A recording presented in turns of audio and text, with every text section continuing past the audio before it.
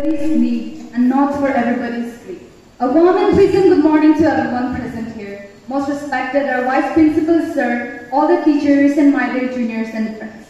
Today I'm standing here to speak a few words about Earth Day.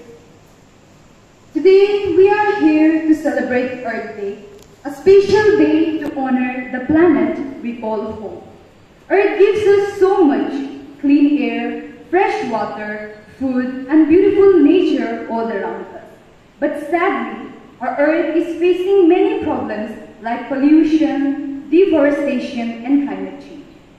That's why Earth Day is so important. It reminds us to take care of our planet, not just today, but every day. Small actions like turning off lights, using less plastic, planting trees, and keeping our surroundings clean can create a big impact because every little steps matters. We may be students, but we are also the future. If we start caring for the earth now, we can build a cleaner, greener, and safer world for ourselves and for generations to come.